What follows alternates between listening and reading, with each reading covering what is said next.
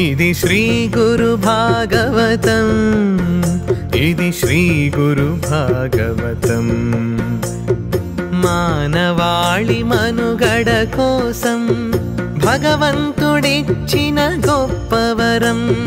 పూజ్య గురూజీ శ్రీ చంద్రభాను సత్పతి రచించిన బృహద్గ్రంథమిది, బృహద్గ్రంథమిది.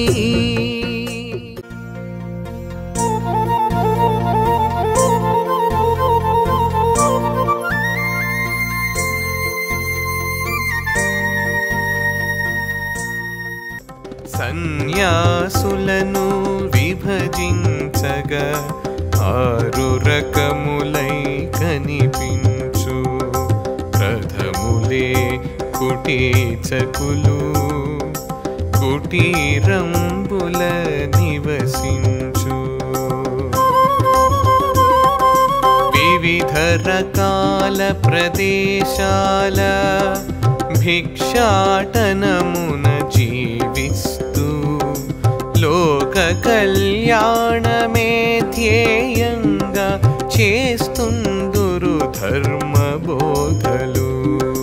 రెండో వారు బహుదకులు, వీరెప్పుడు సంచరింతురు.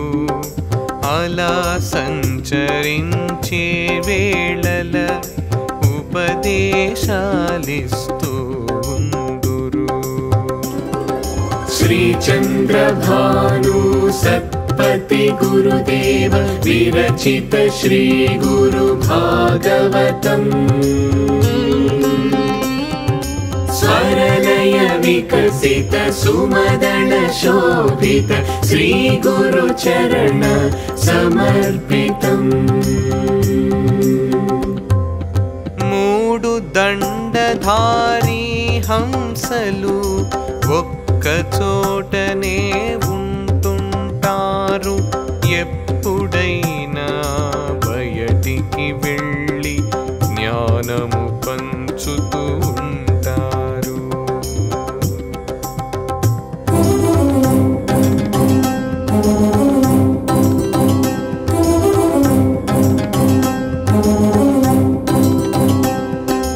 నాలుగు పరమహంసలు, వీరివి 7వ స్థితులు.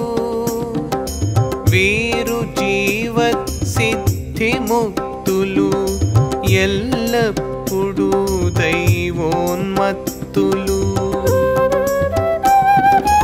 5వ రకం సన్యాసులు, వారే ఇల అవధూతలు.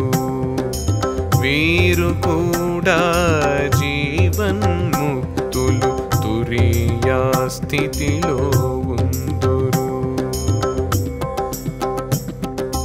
తురీయాతీత స్థితి వారు, వీరల తరువాతి వారలు.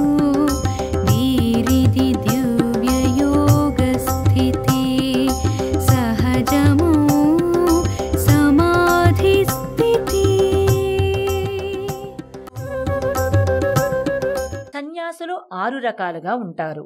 మొదటి రకం వారు కుటీరాలు నిర్మించుకుని అక్కడ ఆవాసముంటారు. వీరిని కుటీచకులు అంటారు. వీళ్ళు వివిధ ప్రదేశాల్లో సంచరిస్తూ భిక్షమెత్తుకుని జీవిస్తూ ఉంటారు. లోక కళ్యాణమే ధ్యేయంగా ధర్మబోధ చేస్తుంటారు. రెండో రకం వారు బహూదకులు. వీళ్ళు ఎల్లప్పుడూ సంచరిస్తూ ఉపదేశాలిస్తూ ఉంటారు. మూడో రకం వారు దండధారి హంసలు. వీళ్ళు ఒకే చోట నివసిస్తారు. అప్పుడప్పుడు బయట తిరుగుతూ జ్ఞానాన్ని పంచుతుంటారు. 4వ రకం వారిని పరమహంసలు అంటారు. వీరు సిద్ధులు, జీవన్ముక్తులు, ఎల్లప్పుడూ దైవోన్మత్తులై ఉంటారు. 5వ రకం వారు పరమహంసలకు తరువాతి వారు. వీరిని అవధూతలు అంటారు. వీళ్ళు జీవన్ముక్తులు. వీళ్ళు నిత్యము తురీయ స్థితిలో ఉంటారు. వీరి తరువాతి వారు తురీయాతీత స్థితిలో ఉంటారు. వారిది దివ్యమైన యోగస్థితి. వీరు సహజ సమాధి స్థితిలో ఉంటారు. श्रीचन्द्रभानु सत्पति गुरुदेव विरचित श्रीगुरुभागवतम् स्वरलय विकसित सुमदन शोभित श्रीगुरुचरण समर्पितम्।